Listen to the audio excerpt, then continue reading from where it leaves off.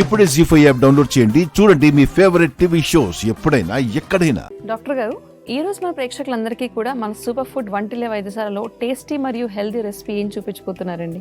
గుర్రానికి దానాగా వేసే ఉలవల లడ్డు మనిషికి మంచి బలాన్ని ఇవ్వడానికి అద్భుతంగా ఉపయోగపడుతుంది. ఓకే, మరి సుమారుగా 100 గ్రాముల ఉలవలు తీసుకుంటే 320-325 కిలో క్యాలరీల శక్తి లభిస్తుంది. కోడి మాంసం కంటే 3 రెట్లు బలం ఎక్కువ. ఉలవలు 100 గ్రాములు తీసుకుంటే 23% ప్రోటీన్ ఉంటుంది. ఓకే, ఈ ఉలవల్ని మరి పంచదార బెల్లం వాడకుండా మన పద్ధతిలో ఖర్జూరం తేనె లాంటి అయితే తీపి కొరకు వాడుతుంటాం. వీటి సహాయంతో గనక ఉండ చేసుకోగలిగితే ఈ ఉలవల లడ్డు తినేసరికి మన శరీరానికి కావలసిన ఎనర్జీ 2-3 రెట్లు ఎక్కువ రిలీజ్ అవ్వడానికి ఉలవలు బాగా ఉపయోగపడతాయి. లడ్డు తయారు చేసుకునే విధానం ఇప్పుడు చూద్దాం.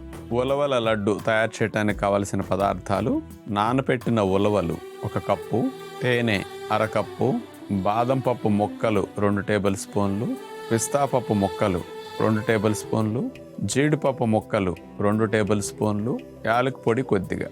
ముందుగా మనం 6-7 గంటలు నానబెట్టిన ఉలవల్ని నీళ్ళల్లోంచి తీసేసి మెత్తటి కాటన్ టవల్ పైన ఆ ఉలవలను పోసేసి తడిపోనివ్వాలి. ఇంకేదైనా పొరపాటుని తడి ఉంటే తుడిచేసేయాలి. ఫ్యాన్ కింద ఆరపెట్టేస్తే వేపించి పొడి చేసుకోవాలి కాబట్టి తడి ఉండకూడదు. అలా నానబెట్టి ఆరబెట్టిన ఉలవల్ని మనం బాండీలో వేసుకుని సన్న సెక్క మీద దోరగా వేగనివ్వాలి. లడ్లకి అన్ని మనం ఎలా వేపుతామో చూడండి, వేగినప్పుడు అలా టపటప పేలుతుంటాయి మధ్య మధ్యలో. అదే గుర్తు వేగిన దానికి. ఆ తర్వాత మెల్లగా ఉలవలను కొద్ది గోరువెచ్చగా చల్లారనిచ్చి మిక్సీ జార్లో వేసేసి మెత్తగా ఉలవల పిండి మనం సిద్ధం చేసుకుంటాం. ఈ ఉలవల లడ్డుకి మనం తేనె తీసుకున్నాం కదా, ఆ తేనెను ఒక బాండీలో వేసేసి సన్నసెక్క మీద కొద్దిగా తేనె వేడెక్కనిస్తాం. కొద్ది వేడెక్కేసరికి తేనె అట్లా నురుగొచ్చేస్తుంది పాకం లాగా. అందులో యాలక పొడి వేసేసి స్లోగా ఆ ఉలవల పొడి వేసేసి మెల్లగా ఉండలు కట్టకుండా అలా తేనెలో ఆ ఉలవల పొడి కలిసేటట్లు గరిటతో కదుపుకుంటూ అట్లా వేయాలి. అలా పూర్తిగా ఉలవల పొడి అంతా కలిసిన తర్వాత ఫైనల్గా అందులో 3 రకాల డ్రై నట్స్ ముక్కా చెక్కలు మనం ఏవైతే చేసుకున్నా వాటిని వేసేసి ఈ లడ్ల పిండిలో కలిపేసేయాలి. దాన్ని పొయ్యి మంచి దింపి కొద్దిగా చల్లారిన తర్వాత ఉలవల లడ్లు మనం అలా చేసేసుకుంటాం. ఒక నిమ్మకాయ సైజు ఉండల్లో మనం అట్లా చేసుకుంటే బాగుంటుంది.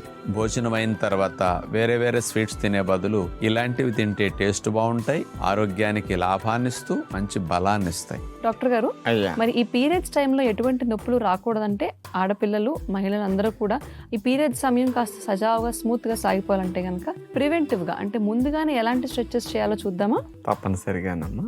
కూర్చుని చేసే బటర్ఫ్లై స్ట్రెచెస్ ఏ వయసు వారికైనా అనుకూలమే, ఎంత లావు ఉన్న వారికైనా అనుకూలమే.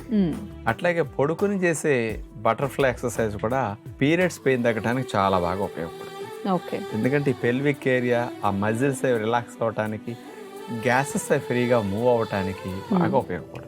ఓకే, అట్లాగే కొంత బ్యాక్ పెయిన్ ఎక్కువ ఉంటుంది పీరియడ్స్ టైంలో. దాన్ని తగ్గించడానికి స్ట్రెయిన్ లేకుండా పెయిన్ లేకుండా cat and cow pose technique బాగా ఉపయోగపడుతుంది. దీంతో పాటు పొట్టలో ఉన్న గ్యాసెస్ ని ఫ్రీ చేయడానికి శశాంకాసన్. 4 ఒకదాని తర్వాత ఒకటి ఆర్డర్గా ఎలా చేస్తే మంచిదో ఇప్పుడు చూడండి. పీరియడ్స్ టైంలో వచ్చే పెయిన్ తగ్గించడానికి కొన్ని వ్యాయామాలు చూడబోతున్నాం. ముందుగా బటర్ఫ్లై ఎక్సర్సైజ్. దండాసనంలో కూర్చున్న తర్వాత 2 కాళ్ళని మోకాళ్ళ దగ్గర నుంచి మడిచి 2 పాదాలు కలిపి నమస్కార ముద్రలో అట్లా ఆనేటట్టు పెట్టాలి. 2 చేతులతో 2 పాదాలు అట్లా పట్టుకుని 2 కాళ్ళని పైకి కిందకి అట్లా రెక్కలు కదిపినట్టుగా కాళ్ళను కదపాలి. దీని ద్వారా పొత్తి కడుపు భాగంలో కాస్త యూట్రస్ మీద ఉన్న గ్యాసెస్ ప్రెషర్ అయి ఉన్నా కూడా బాగా రిలీవ్ అవుతాయి.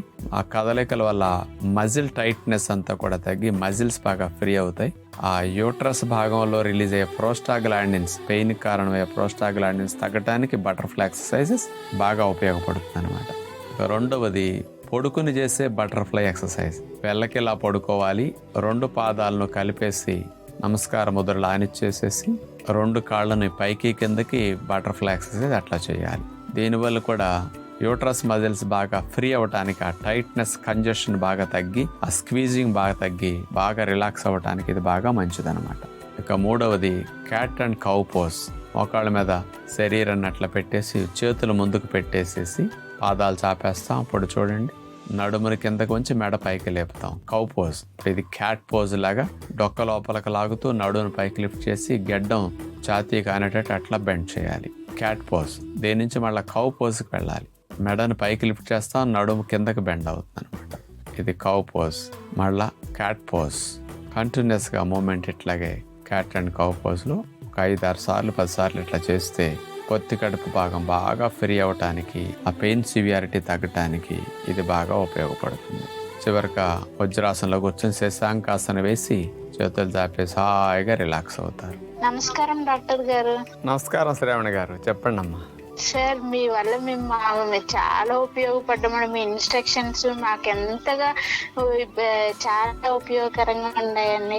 నేను ప్రెగ్నెంట్ గా ఉన్నప్పుడు మీ ఇన్స్ట్రక్షన్స్ అన్ని ఫాలో అయ్యాను సార్. దానివల్ల మంచి డెలివరీ అయ్యాను, మంచి నార్మల్ గా ఉన్నాను సార్. చాలా చాలా థ్యాంక్స్ అండి. అభినందనలు మీకు, బాగా ఫాలో అవుతున్నందుకు. సార్, మా ఆయనకి ఇప్పుడు 6 months నుండి సైనోసైటిస్ వచ్చిందండి. అంటే చలికాలంలో ప్రాబ్లం బాగా తెలిసిందండి, ఈ ఎండాకాలంలో అంత తెలియలేదు. అవునమ్మా. ఈ కండ మాత్రం పెరిగింది. కండ పెరగడానికి ఏం చేయమంటారు? ఆవిరి పట్టుకోవటం పర్మనెంట్ సొల్యూషన్ కాదమ్మా, అది టెంపరీగా ఆ పూటకు ఉపశమనం. ఈ రోజు ఆవిరి పట్టింది, రేపు సంబంధం ఏమి ఉండదు మళ్ళా. అది ఉపశమనానికి. మందులు ఆపరేషన్ 2 తాత్కాలిక ఉపశమనాన్ని ఇస్తే తప్ప పర్మనెంట్ సొల్యూషన్ కాదమ్మా. డాక్టర్ గారు చెప్పింది కరెక్ట్. ఆయనకి పర్మనెంట్ సొల్యూషన్ అనేది మనం చెప్పిన కొన్ని చేస్తే సరిపోతున్నాం. అన్నిటికంటే ముందుగా వారికి ఏం చేయాలంటే ఉదయం పూట తాగే నీళ్లు, మంచి నీళ్లు తప్పనిసరిగా గోరువెచ్చనివి ఉండాలి. త్రాగేటప్పుడు గోరువెచ్చని, అంతకంటే కొద్దిగా వేడి నీళ్ళే త్రాగమనాలి. ఇట్లా మార్నింగ్ 2 times మోషన్ అయ్యేటట్టు చేసుకుంటే ఆకలి బాగా వేస్తుంది, అరుగుదల సమస్యలు లేకుండా ఉంటాయి. అందుకని 10 వరకు ఏమీ ఆహారం తీసుకోవద్దని చెప్పండి ఆయనకి. నేను చెప్పేటట్టు ఆహారం 2 సార్లు తీసుకుంటే వాళ్ళకి వామిటింగ్స్ అవ్వటం, డైజెషన్ సమస్యలు అసలు పూర్తిగా హెడేక్ రావటం పూర్తిగా పోతాయి. మార్నింగ్ 11-12 లోపు ఒకసారి తిని, ఈవినింగ్ 5-6ంటికి ఇంకోసారి తింటే చాలమ్మా. ఇది నీళ్లు త్రాగటం, 2 సార్లు మల విసర్జన చేయటం, ఉదయం 10 లోపు ఆహారం ఏమీ తీసుకోవద్దని చెప్పండి. ఇక వారికి ఈ సైనసైటిస్ కంప్లైంట్ తగ్గటానికి ప్రధానంగా చేయవలసింది, మీరు ఉదయం ఆవిరి పట్టుకోవటప్పుడన్నా ఇది రోజు చేయొచ్చు. 2 సార్లు సాయంకాలం కూడా పట్టుకోవచ్చు ఉపశమనానికి, అది తప్పేం కాదు. దానివల్ల నష్టం ఉండదు. రోజు 1-2 సార్లు అయినా తీసుకోవచ్చు. ఇక పర్మనెంట్ సొల్యూషన్ ఏమిటంటే వారు ఉదయం పూట 1 గంట సమయాన్ని ప్రత్యేకంగా వ్యాయామాలు చేయడానికి కేటాయించాలి. ఇది ఒక్కటే సొల్యూషన్ దాన్ని పర్మనెంట్గా పోగొట్టడానికి.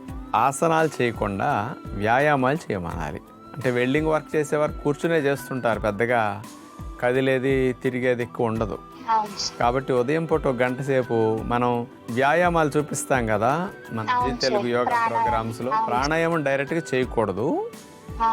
చేతులు కదిపే వ్యాయామాలు, కాళ్ళు కదిపే వ్యాయామాలు, వార్మింగ్ అప్ ఎక్సర్సైజులు, ఇట్లాంటివన్నీ చూపిస్తాం కదా, వర్కౌట్స్ అని రకరకాలుగా. కాళ్ళు చేతులు కడిపే, నన్ను తిప్పేవి, వంగేవి, లేచేవని.